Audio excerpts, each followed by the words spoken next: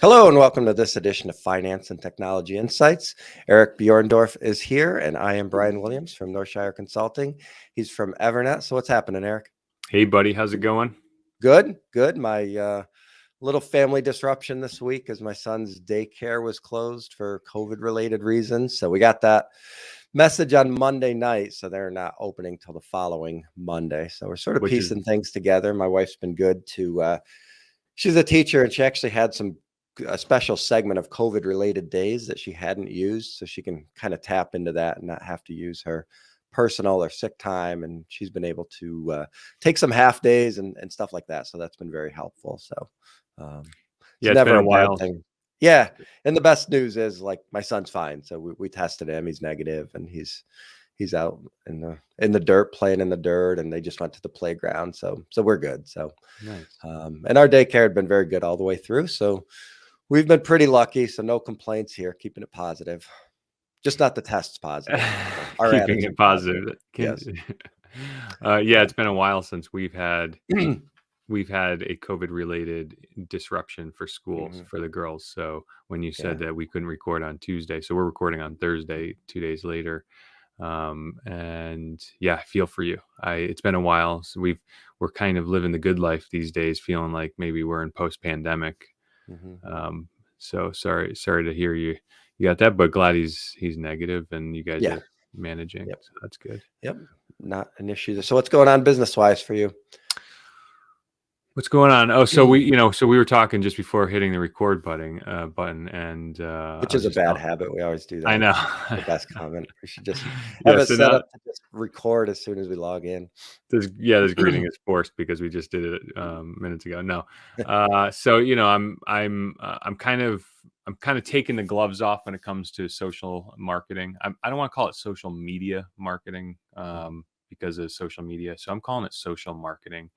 I am basically, I'm going like head first into just aggressive social marketing. So, I'm all over, LinkedIn, Twitter, Instagram. I never personally used Instagram. So, I just never really opened the app. We had one for business or whatever. But I started opening it and I'm just now, the other thing I'm doing is I'm totally dropping the curtain the wall between my personal and my professional. Are you doing the same thing?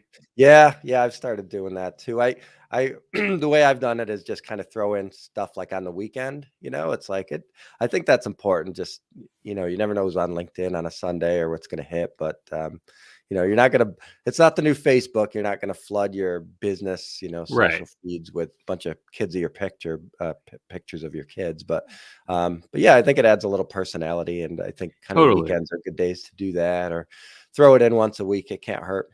Well, I'm finding that, I used to never friend on Facebook clients, for example. And, but, I realized that I think my clients actually might like me to some degree personally, so it's a big risk. Well, I mean, it was at the time, maybe, but no, I just feel like, like I said, the gloves are coming off, the iron curtain's coming down. And I think one thing that we could talk about maybe, and I've been talking about on my other stuff is that,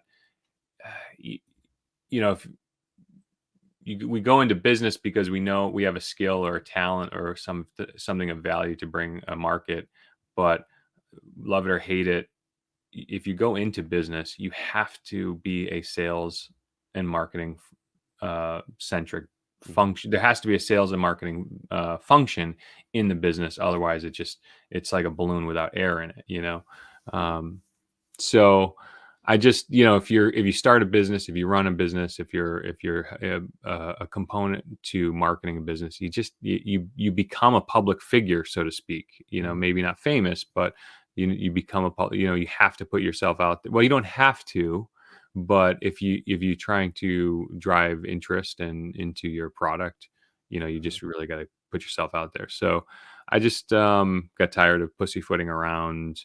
A light sale, I would say a passive sales and Hmm. marketing function in the business, and now we're turning it to an active sales and marketing. So in short, what I've been doing the last couple weeks is just soaking myself in social marketing, just getting out there, trying to make as many connections as I can. The other thing too is, the power of social marketing is not having to get in your car and drive to your Hmm. local or regional chamber of commerce wine and dines. I Hmm. know I built my business doing that, Yeah. but if I can be at home and reach just as many people, if not, and not just as many people, significantly more Right. people, Right. Infinite significantly number of people. faster, and Mhm. maybe even with better context, like I love to meet the local, auto repair owner, or Mhm. the local dog walker, or the local, Subway owner, Subway Mhm. sandwich owner, but they're not really my market, So when you go to a chamber event, which again, I'm not saying they're not valued, um, they're just I think there's a different value, and I don't think that's a part of my direct marketing strategy today. What do you think? Right. And some of the local stuff is nice because it helps you more personally, or if you need things done around the house, you have those connections. That's a lot of the times why I So go to true. those things. So my And I furnace think there's a guys that mental health component to that. oh, absolutely. Yeah. It's really, Yeah. I think it's really valued to go out and have human interactions Mhm. in the business realm. So I think there's value there too. Yeah, absolutely. And that's the point of the different touch points, right? I mean, it's like, oh, I saw your stuff online and now I'm seeing you here at the, and there's still kind of that mindset, especially maybe from the older crowd that if you're doing something online, you might be like too big for them, or like I've had a couple clients say that to me, or potential clients, which is kind of funny, where they're like, "Well, we only have a few employees. You probably wouldn't take us because you're doing all that YouTube stuff and whatever." Right, It's like, right, no, no, no, you're still my market just because I'm. So right. that's kind of funny, but yeah, I mean, So if you're what about you? What have you been doing the last week or so? yeah, business wise, it's a continuation. We talked about, of course, before we hit the record button, all the, I'm Yeah, in which sort of a data world of lists, and I guess I'm sort of a data hobbyist, if that's kind of a thing too. So I like finding like odd sort of data points and data. And so for us, we've got every 401k has to do a filing every year, a form 5500, and all those are public, and the government makes that data set available. It's not the cleanest, it's not the most up to date either, because it takes some, you have a while to file your forms, and then so you could be pulling up somebody's data and the business went out of business maybe 6 months ago or something like that. So it's not perfect.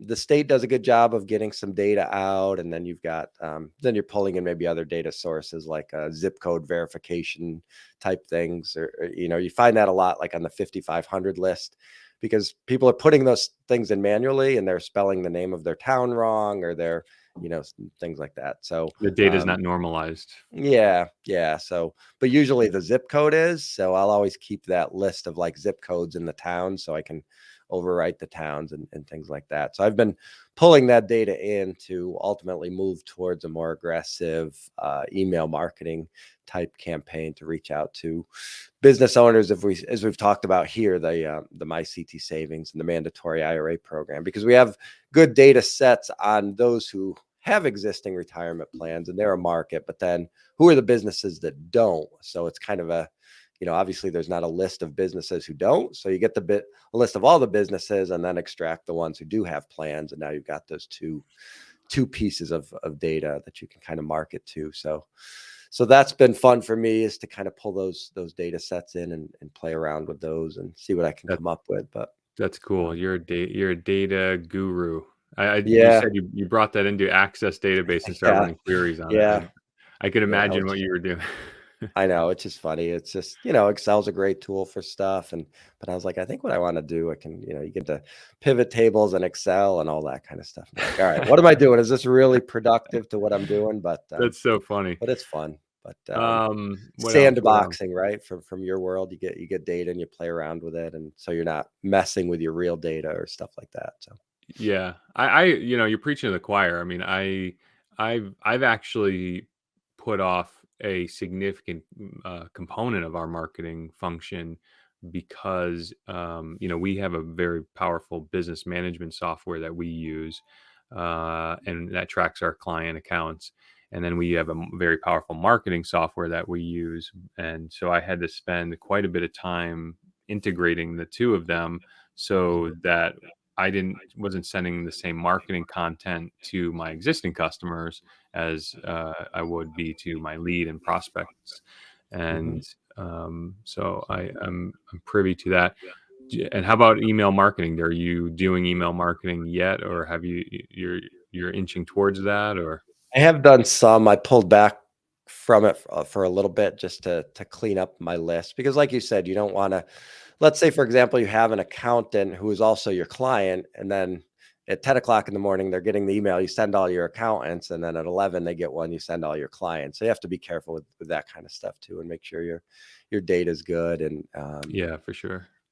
and you don't want to be spammy or be blacklisted, on the email stuff. So you're not going that route. You want to make sure your email system's clean and all that kind of stuff. You're not just pushing a Yeah, bought list or something like that. You can't do that. So poorly executed marketing campaign function can make you look a little disorganized for sure. yeah. What about your video assets, video content? Have any new recordings last week since we last met? I did not do any new recordings last week. I don't think. I'm trying to do a better job of slicing up the content that I have. And so, if I do 45 minutes, it's all right. Let me slice up a minute here and then maybe do an intro and I can push that out to an Instagram reel or TikTok or something like that. And just make sure I leverage that as much as possible. I don't have a consistent recording schedule for guests. That is something that I want to do. So maybe that's another data set of, mutual fund managers and things like that. Try to organize that. One of the marketing lists that I'm curating is actually for, I launched my YouTube channel it's called EVERNET. It's EVERNET.tv. And it started as EVERNET reviews, where we were going to do product and service reviews. So all of our participants, you just vanished. There you are. All of our participants, we've been curating those contact information. And one of the marketing email campaigns we're going to do is kind of like a monthly email campaign to guests and would-be guests, or anybody who's kind of eligible to be a guest. And we're just going to do a monthly email campaign saying, hey, if you haven't been on the show lately, here's a link to sign up to book another spot. And I'm hoping that, the flywheel will start to spin. And the flywheel will start to spin, and then that will kind of help keep a steady cadence of guest scheduling. Mhm. Does that make Right. sense? Yeah, and a lot of your business is similar to mine in that you have to do consistent product research anyway. So it's like, well, why not just get that content out? That's for me to just sit one-on-one with a mutual fund or ETF manager and just talk for half an hour. It's like, well, we might as well just record it and put it up anyway. Might do us both some good unless we screw something up For really sure. bad. But yeah, why not get that information out there?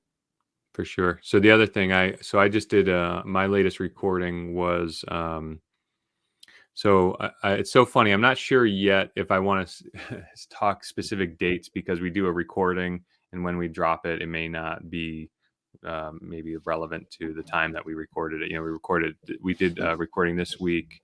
It may not be published until maybe next week or two. But anyways, it was CEO and founder of a security awareness training platform, and really smart young guy, building out. It's really fun because you could tell that this is what a startup looks like. This guy was like employee one coding, and actually my previous week's recording was another founder startup of a really cool product. And it's just fun to talk to those guys at that level, because in my industry, I don't know if I talked about this last week or not, but in my industry, there's a lot of software consolidation that happens. Yes. And last week, a mega company just announced that they're going to buy another mega company in our space. And so you see these like acquisitions happen in tech, and when you talk to these founders of these products, you're like, oh, it just, you're going to be sitting on a yacht in, 3 to 10 years after your Mhm. acquisition. You know what I mean? It's so funny. Yeah. Yeah. So what are your thoughts on when you see a merge? Let's say there's two pieces of software that you work with, and then you find out they've either, let's say they've merged with each other or one's been acquired. Is your initial reaction is, well, I would have preferred they stay independent, or are you excited that they might have some additional resources to improve? How do you view that? My view is either neutral or negative almost in all Mm, cases. And the reason being is smaller companies are more agile. They're more connected to their consumer or their customer, right? So I mean, this guy that I interviewed, the last two interviews I did of the last two products, I mean, I was talking to the founder, CEO, owner, and lead engineer of the product, and I'm mhm. like, oh, you should do this or you should add that, and he's like, oh, that's a really good idea. And then the guy I interviewed yesterday, I met in February, and I kind of saw his product in February because he was giving me kind of a personal demo. And I was like, oh, you're missing this really key feature. And he's like, okay, we'll roll that out next time we meet. Yeah. And during the demo yesterday, he had the feature right there in the product. Hmm. So the larger the company gets, the less that happens, Right. so that's a negative. The other thing is, the larger the company gets, the more I call it hostile, but Wow. the more aggressive the company is in terms of contract selling and engaging. So, Mm, for example, the company, I won't, I think I mentioned the names anyway. I'll mention names. I don't care. So this company, Datto, which runs this management software, and they're a big backup player in the IT space. So we sell Datto backup services to our clients to protect their data and systems, for example. And then they also have this product called Autotask, which is a piece of software. So this company, Kaseya, just bought Datto and gobbled these guys up. But this company, Kaseya, they are so toxic and so aggressive when it comes to the engagement and sale of their mhm, product, to the point where, the power of software, like if you were to buy Microsoft Office 365, you have one or two employees. Okay, so you need one or two email boxes. You want Microsoft Office Online, some OneDrive storage, whatever. Okay, Microsoft's not sending an account manager to you to try to upsell you to buy a minimum of 5 licenses. right. You know what I mean? At a minimum buy of X, 5x of what you came to do. You know what I mean? And that's what these software companies do. They say, you go to them and say, okay, well, my need right now is 1 license or 10 licenses. Mhm, And the company goes, well, we only do a minimum of 100 licenses to start, and then with a 3-year commitment. And that it completely flies in the face of the value of software as a service. I mean, don't forget, right. 10 years ago, we used to buy software in a box, a shrink wrapped box, Mhm, right? You'd buy the software, you sure. put the disk in, you'd install it, you'd use it until you got a new computer, or finally the vendor said, like, hey, we have so many new features in this year's software, it would incentivize you to buy it again in the Mhm. shrink wrap box. Remember that? Yeah, sure. And if you had it, you owned it, and you owned it forever. There Right, wasn't any ability for them to brick it or make it right. non-functional. You could, if you still have Fox Pro database from 30 years ago, you could still use it if it works Right. for you. So then this in the late aughts to in the early teens, the software as a service model came out where Mhm, you're like, okay, well, we'll just subscribe to your software, and then we'll get a steady stream of updates, feature pushes, and support.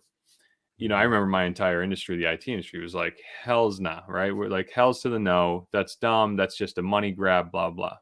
And I even said the same things.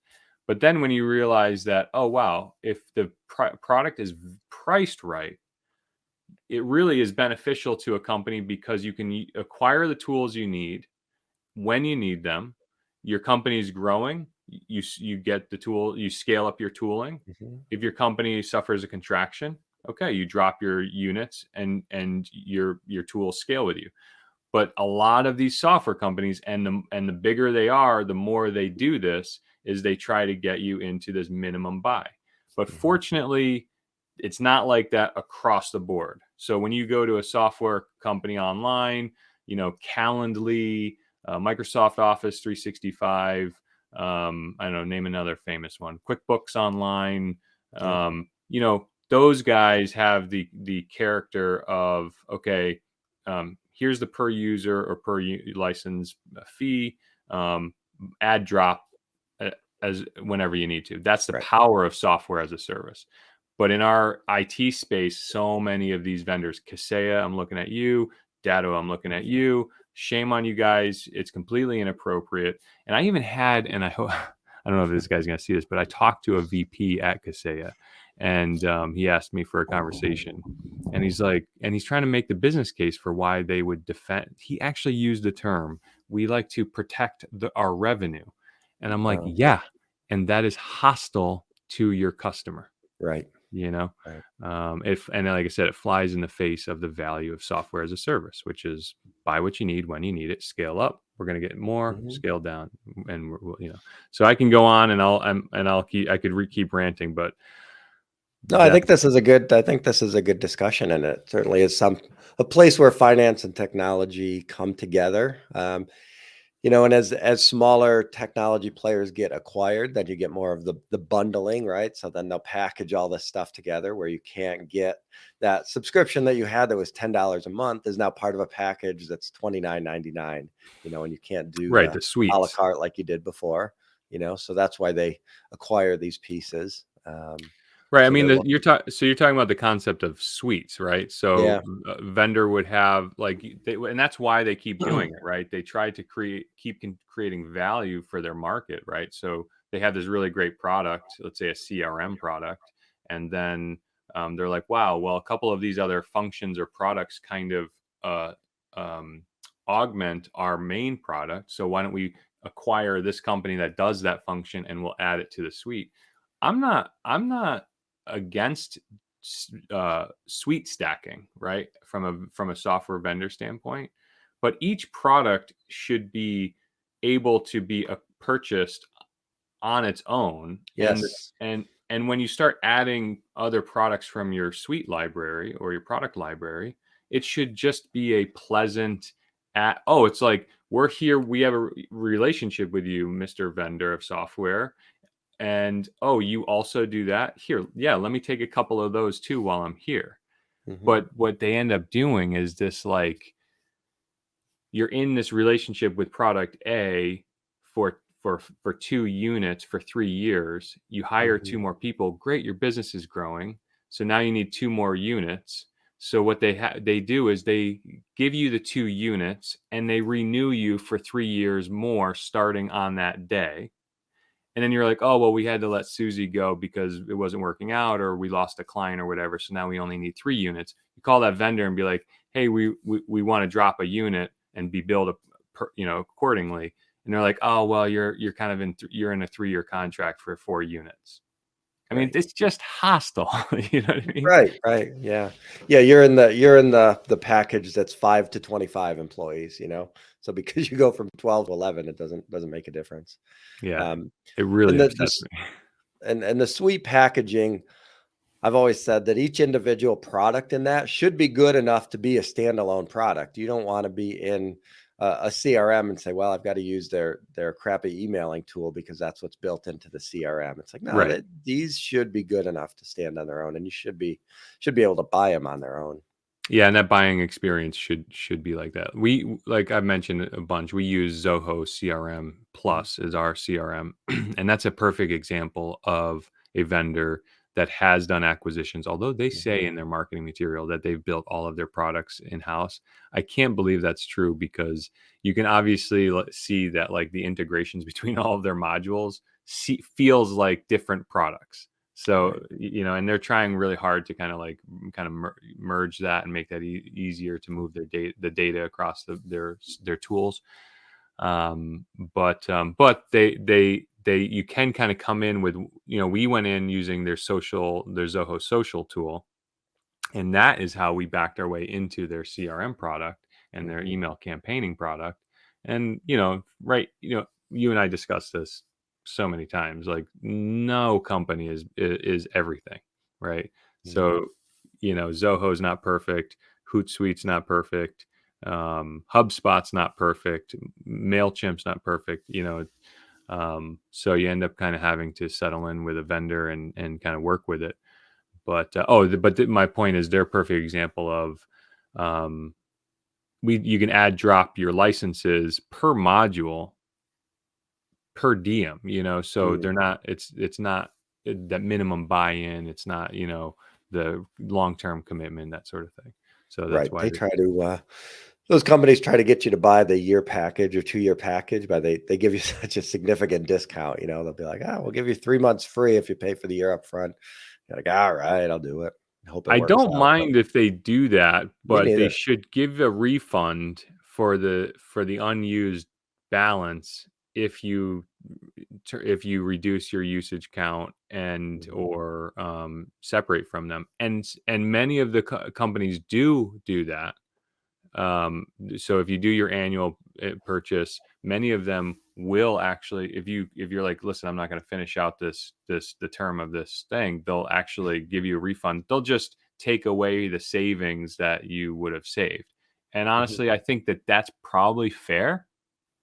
If the incentive for the discount is the monthly spend. Yeah. You know what? Yeah, I that's just don't fair. know why they keep doing that, because um, administratively, it's kind of a pain in the ass to Mhm. um, sell for the year, realize that revenue, and then 3 months, 4 months down the road, if somebody's like, I need to drop a license, you now have to kind of like, it feels like chewing gum and hair. You kind of have to, Mhm. like, for that one license, now kind of like prorate or discount or whatever. I don't know. It just Mm. seems Yeah. Now you're leading us into another conversation, which was interesting. So I was talking to a software provider. They were a billing system, which I know you're obsessed with. And Mhm. so we just got talking about the industry in general away from their software. And I said, maybe you do already. I don't know, but you should be compiling this data you have on advisors and using that as, a press release. Not all our advisors are doing this, or, use that data as a piece of content. So I said, I'm just kind of curious what percentage of your advisors bill in advance or bill in arrears? And she said that 95% of the advisors bill in advance, which I was shocked. I would have thought it was more than 50, but I wouldn't have thought the number was that high. And for the same reasons you just said, you're paying for a service that you haven't got yet, obviously. And for advisors, the regulators make you sort of wall that money off so that it's available if you do have to refund it. And to me, I bill in arrears just because that's how I would like to be charged as a customer. I don't want to necessarily pay for some work that hasn't been done yet, especially in the service industry.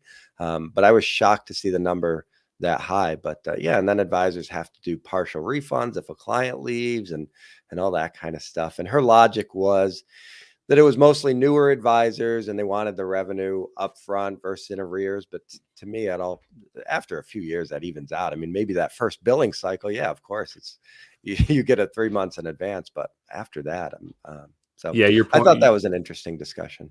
That was an interesting discussion. It's something I see in my peer group a lot too, about Mhm. forward billing or back billing. I um, well, you kind of touched on two topics here. I want to talk on. So, Mm. our engagement with our clients has either option in the context of how they sign up with us. Mhm. Um, so we have like a standard rate, and that's kind of net 30 after the arrears billing. You've received our service, and now we're billing you for it. New Mhm. clients, we require them to have a retainer on account. So from the money administration, we don't have to, we invoice for the retainer, and then the retainer exists on their account, and our software draws from the retainer as we Mhm. provide service. And they always have an opportunity to, like, take issue with our time billing if they'd like, and we can always account for that. Doesn't happen often anymore, thankfully. But and then there's an option where they can buy our labor at a discount in what we call Mhm. block hours, and that they're buying the blocks ahead of time, and then our labor draws from the blocks. And the incentive there is they're buying the labor at a discount, putting that on account. But it's like the old cell phone minutes model. Sure. And again, and none of that is like a long-term lock-in. So at any time they're like, oh, we're just not getting the value out of these blocks. They can either add drop blocks, they can buy larger blocks, they can buy smaller blocks, or just go back to a net 30 billing. So our accounting can kind of manage kind of the forward or backwards of that. The services that we sell, like we resell backup services, antivirus, that sort of thing. Those, just like you said, we invoice for last month. They received the product last month, so we are invoicing on the first of this month for the services that they benefited from last month. So not hostile there. The other thing you talked about is why people forward bill. And it's like the beginnings of a Ponzi scheme. You know what I mean? It's like if you need to forward bill because of cash flow, just live in your parents' basement for 1 month. Right. 1 quarter. Yeah. Get caught up and then just don't do that. Right. You know what I mean? I've had clients offer me unsolicited advice over the years and say, as soon as you close a ticket, you should be sending me an invoice. And I'm like, why? And they're so you can get that check on its way. And I'm like, we early, had cash flow challenges, and like every business. But if you run a healthy business, knowing what your costs are, charging for at the appropriate price, you should be able to have enough money in the coffers to float your business healthy. And especially now where interest rates are, it's not like that money is not like there's a huge value to the time value of that money. Getting a check a week in advance isn't that big a deal. I worked for a firm once who they had some clients who were on quarterly billing, and this guy would print out the bills. Let's say it was like Monday was the 31st. He'd print out the bills for the end of the quarter on Friday and mail them out Friday. And he's like, well, they won't get them until Tuesday, which is the 1st. And I'm like, it's not worth it. That's going to make the company look bad. His idea was, well, we're going to get it on their desk first and they're going to pay it first. I'm like, you've been in business for 30 years. What do you do? Like, games like that are just not I love your worth it. candor. We're really starting to be real here, which I love, I couldn't agree with you more. Yeah.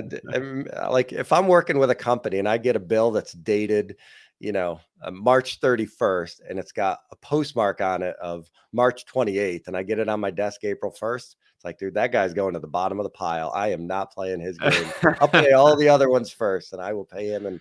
And on the 29th day of the 30th cycle or whatever, it's like, I will banish that guy. But that's the way some people think. We do one thing that you could perceive as kind of, I don't want to use the word shady. It just depends on kind of where you. I'll be the judge of that. Let's hear it. Yeah, so judge this situation. We, I'm not famous. I am trying to be famous for all my social media posts, and I go out there and a service business should not take multiple days for a small business to do their monthly invoicing, right? And I remember a time in my own business, it took me 4 people in a week to do my monthly invoicing. It was a highly stressful thing. It was chaos, right? It was total chaos. I've effectively gotten that down to 8 minutes on the first of the month, but sometimes the first is on a Saturday or Sunday or a holiday. And in rare cases, I just can't get to invoicing on the first if it's on a weekday. So if I run, I'm sorry, I'm getting a little feedback from you, I think. Hang on. So if I run my invoicing on Tuesday after Memorial Day, not Memorial Day, but the scenario where I may run invoicing on the 2nd, I mark the invoice on the 1st. And technically, my overdue invoice notices doesn't account for when I run the invoices. It goes by the date of the invoice. There's nothing the client can do. They can't pay me on an invoice that hasn't been issued yet. Mhm. you know, but Right. for all good faith actors, this is not a problem. If Right. I generate an invoice on the second or the third, rarely is it the Mhm. third, unless like the first is on a Saturday and I'm spending the weekend with the kids, and maybe Monday's a holiday or something. But the invoice will be dated on the first, and Mhm. it will be expected to be net 30 from that day. But our billing system has the ability to configure an auto pay or payment rule. If sure you want, if you need 31 days to review our invoice and remit on that, I Mhm. would say that there's something wrong. So what do you think? Right. Right. No, I would agree with that. I think, I just think for a bill to be clean and always say the first of the month, yeah, I don't have any problem with that. Even if the postmark is the second or third and they don't get it until the fourth or fifth. I I mean, think that that makes would sense. be that would be a comparative, right? If we Mhm. generated it on the first and we put it in the mail and it didn't get to you, but maybe on the third, fourth, or fifth, it's still the invoice is still dated on the first, right? Right. And it would Right. be due on the first. I mean, I know that there's some entities out there that may honor the post date, or but Yeah. I'm not getting into that. You know what I Yeah. mean? You're splitting hairs at that point. That feels like it. Yeah. But I can talk on that forever because I spent a lot, improving my invoicing process in my business. One of the most significant impactors in my business function and health, Mhm. profitability. Um, we don't get billing inquiries anymore. We had a whole process to deal with intaking billing inquiries. Right. So every time a monthly invoicing cycle would go out, we just knew that there was some percentage of calls or emails coming in about the invoices. So I spent a lot of years and effort on making our engagement transparent, our billing easy to understand, and Mhm. the process clean. So can't speak enough on that. No, I think that makes sense. I think if you approach everything as simple as how would you like to be billed if you're on the other side, what kind of stuff ticks you off about other companies that you deal with. Um, Exactly. and there has been some mail issues and things like that. And if somebody's like, you don't get their bill until the 35th day, it's not the worst thing that's ever happened. Yeah. I'd imagine most of your customers are paying online, or a lot of them are subscription based anyway, right? Well, a lot of my contemporaries in my space do that. And whenever I post on all of our groups and stuff, hey, it took me 12 minutes to invoice this month. How'd you guys do? There's Yeah. there's a faction out there that it took me 0 minutes because I forced my clients into a payment on account and an Mm, auto pay. You right. know, we just haven't done that. Hmm. You want to get an invoice, review it. It took me years before I put a lot of my bills on auto pay. Hmm. So I get it. Um, so Well, that's it. It's across the board too. I mean, we can get into talking about Netflix too, but even in our industry, it's a huge, huge topic of those that bill a flat fee monthly, flat fee annually, or based on a percentage of assets. It's like this whole big online discussion and battle, and one side calls the other one lazy. So you have the group that does the flat fee billing, and they said, well, just to bill on assets is lazy. And then the people who bill on assets are like, well, to charge everybody the exact same price for different services and different needs is lazy. So yeah, it's brutal out there in terms of billing. People that take that stuff personal. well, I wouldn't say I studied it a lot, but I find the study of world economies really fascinating. Mhm.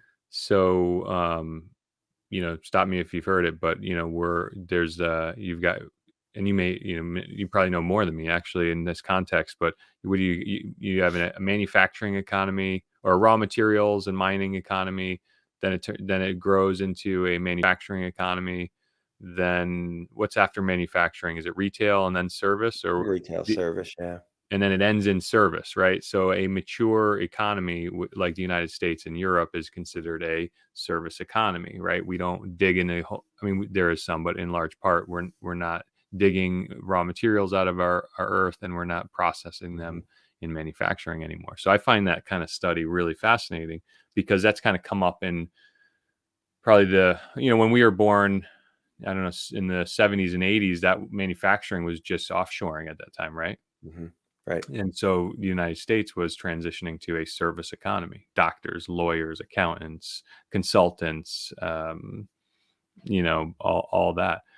Well, turns out like this, a service business, in my experience, is incredibly difficult to run. And I've said this repeatedly Yeah. on a lot of venues, but I don't know. What do you think? I would agree with that. I mean, people don't are still in that mode of what did you give me? What is the, it's like there's still some older clients who are like, well, my old advisor gave me this, 40-page report and this, 100-page plan. I'm like, well, did you read it? Well, no, I never read it, but at least I had something. I'm like, and I have clients that I do that for. I do these big, long fund analysis and all that kind of stuff because I can do it. And I know that they don't look at it, but they want to have that. What did I pay for? Oh, this is what I pay for. It's like, no, you didn't pay for that. That's not what you paid for, but in their mind it is. So I think it's Three tough times a for year, clients. just do an update on the title page. Right. Yeah. Yeah. I've thought about doing that sometimes. Just put like random like Easter eggs in there, like charts that don't make Easter sense or eggs, that yeah. something that's like totally makes no sense. Just do a whole spreadsheet on like batting averages or something that's like completely has nothing to do with finance or something. Just chart like the strikeout rate of Major League Baseball over the last 40 years or something. Just stick That's it in so there, see funny. if anybody says anything. That leads me into what I want. You just reminded me, but before I get into that, if you haven't already liked and subscribed this to our channel, do that right now and Mhm. hit the bell so you're notified on future videos. So baseball. Yes. Last time we ended our show, we touched on NFTs, Mhm. and you taught me or showed me that baseball cards are now it's not instead of, because I presume that they're still selling packs at Mhm. Target and the Sure. pharmacy, right? But Yeah. now they're selling baseball card packs in the form of NFTs.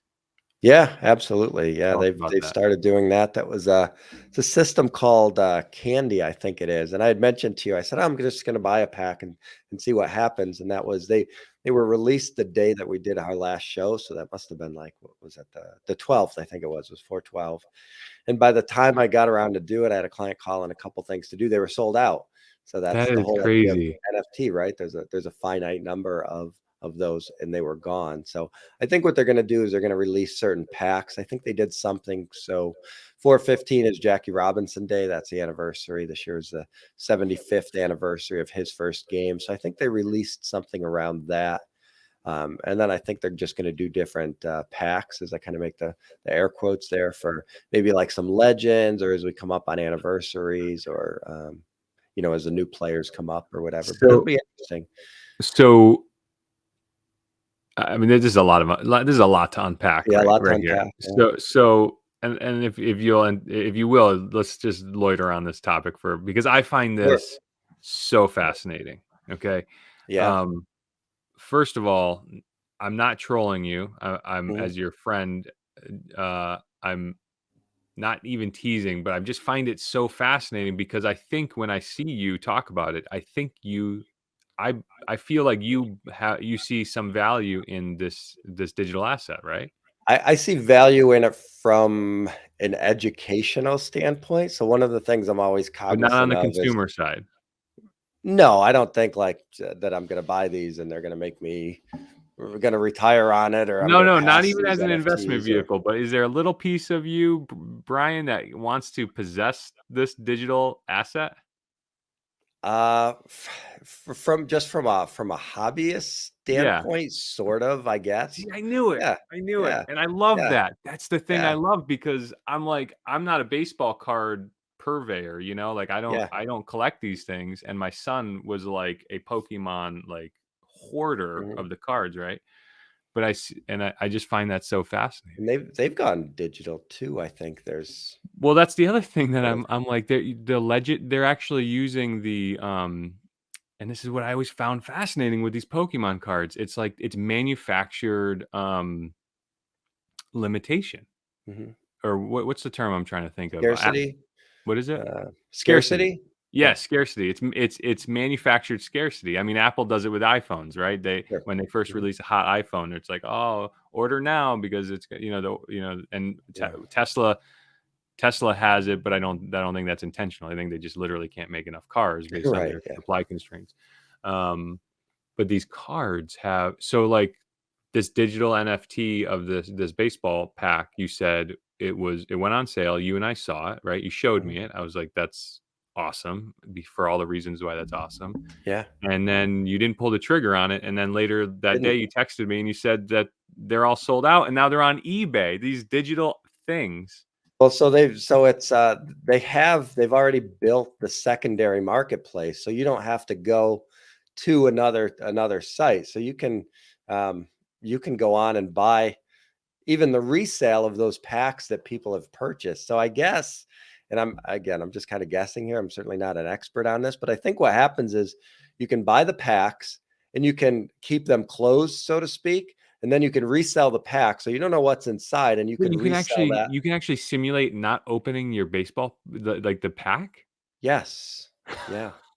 That is awesome. So you have an unopened, so you become in essence, you become the target in your scenario of buying packs.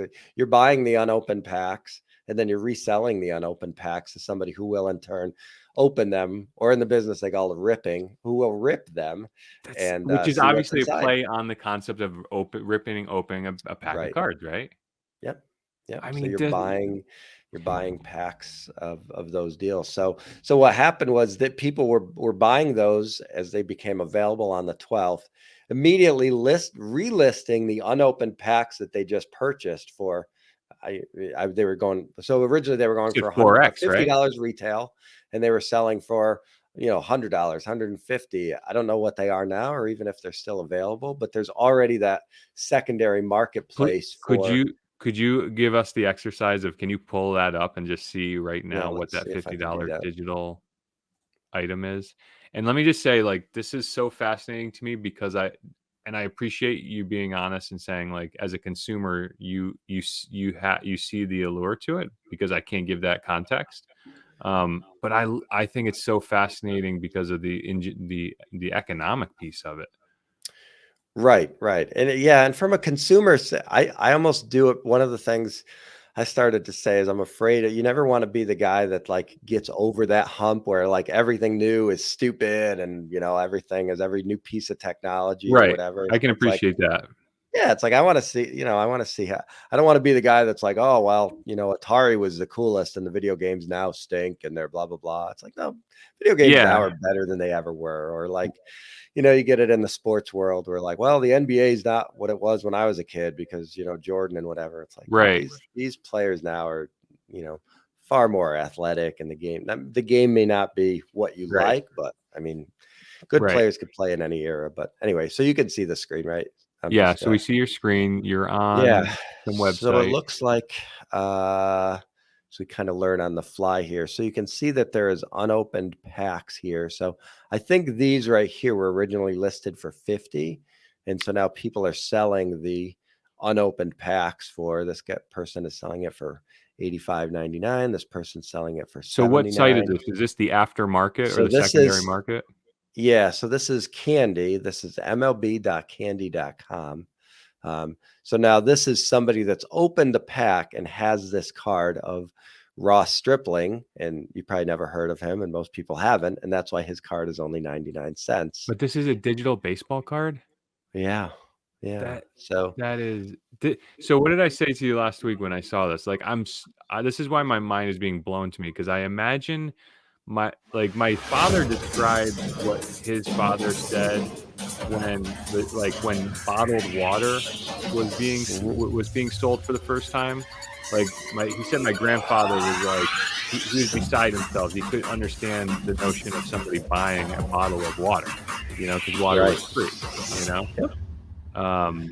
And so I look at this digital item, which to me has no value. I can't do anything with it, right? I don't. Yeah. And it doesn't even entertain me because I don't like baseball and I don't like baseball cards. But that there's this digital item that is intentionally built with limitations, because it's just digital. I mean, anything can be duplicated digitally. I mean, that's the beauty of digital. So they've engineered scarcity into it, and And this is, yeah, this is the engineered scarcity. So they made 1,500 of them, and they're all individually serial numbered. So this is 1488 of 1,500 or 832. So you can buy these for that price. So And is that the actual item appear as it appears? Like, is I this what guess I've so. been Yeah. reading So in up the here, news? there's Terrible some audio. motion and whatever. And I did read someplace where they where there's, you know, the baseball cards have front and a back picture, and then on the back is the statistics. The statistics get updated on a regular basis. So you could go and look at the back of your digital baseball card, and all the statistics The are up to dynamic date based data. on I how they mean, did that's last year. cool. That's Yeah. cool. I mean, maybe So there's this some is, value there. I guess. So, you know, the devil's advocate to this, whereas you say, well, this item has no value, and you say, well, all right, well, maybe you know, a 1952 Mickey Mantle that sells for $400,000. Well, that has no value either. It's just a piece of paper, you know. So Right. that's where a next generation person might be, okay, you're technically have a little bit of value because you could burn your physical card for heat for 10 seconds. That's the only actual value that your item has, So it's only over a so if a digital market one. exists is where the value is derived, Right. Right. And which is there's, trite, I guess. yeah, well, that's why the whole metaverse and all this stuff is being based, you know, digital real estate and all that kind of stuff. So, So cool. yeah, So this, so cool. I love it because of the economic im- impact and principle of the thing, that there's uh, children and adults and hobbyists and baseball lovers that just love the game and the community and the um I'm like, I guess if they traded Silicon Valley CEO trading cards, maybe I would, maybe I'd be interested in it, because yeah, that's my space and my obsession of, what's going on in tech. So yeah. it's just cool. I don't know. Like I was a slow not adopter. I was slow to understand the value of crypto, Hmm. as we've talked on the show in the past. And where's our nice overlay? I love that. And then when you start seeing like the benefits of the thing and the economic impact of the thing, Hmm. it's just eye opening. So Yeah, it really, yeah. I mean, digital currency is the same thing as it's a different type of digital asset. So maybe people will pay for things in baseball cards instead of Bitcoin or which they Ethereum. easily could, right? I mean, if there's a Sure. perceived value there, stored value it takes all shapes and sizes. We store value in our homes and our Mhm. in not historically cars, but although as of late it seems like it, um, And cash, metals. yeah, and the liquidity of it, the immediacy of it, you can sell your baseball card at 11:27 in the morning. The money goes into your Ethereum wallet or wherever it goes, and you can pay for your electric bill or whatever, and it's all within a matter of seconds. And everybody's got their money. You know, you talk going back to the billing stuff conversation before. I mean, everything is instant or within a matter of fractional seconds, you know. Right. And it's decentralized, right? So there's no Mm, central power that um it can slow you down. So that yeah. is exciting. I love it. We're how are we doing on time? We probably just skip We're over at the news 53 today. minutes. So do you see do you see the live and the count in the I top do, left yeah. or not? Yeah, okay. Yeah, so that Yep. helps me stay on topic. I don't know, So we got a grand total of 7 minutes left to discuss something, but yeah, it was all finance and technology, so I nothing love it. wrong with that. Well, how about anything on in the news that jumped out at you? Anything that was Well, I so mean, for the viewers, we were using Flipboard, and we may link to that, but I think we're transitioning to using our Facebook page and group mhm. as our news aggregator to pin articles there. Anything jump out at you? No, I think just scrolling through what we talked about. Nothing that requires a major deep dive, I guess. I mean, the ongoing saga of Elon Musk and Twitter. I don't think we need to touch on that. I think the Netflix stuff is interesting, as it Tell me about relates back to what Netflix. as it relates back to our billing. And I don't think we shared anything here, but they're starting to lose some subscribers for the first time as it gets a little bit more competitive in that space. And they're spending a little bit more money to create their original content. And the stock took a bit of a hit yesterday with earnings. I think it was down 25%. So Yeah, I saw that. One of the models that they're looking to is sort of which seems to be like it's going to be the dominant kind of feature is sort of half advertising and half paid version, which I think is okay. I kind of like that model. That's almost like the YouTube premium model, or I think Hulu has a similar where it's like, all right, you're not totally ad free, but if you give us $10 a month, we'll just play one ad at the beginning and then one ad in the middle, something like that. Maybe 30 seconds instead of 2 minutes. So it looks like Netflix might eventually move to that model.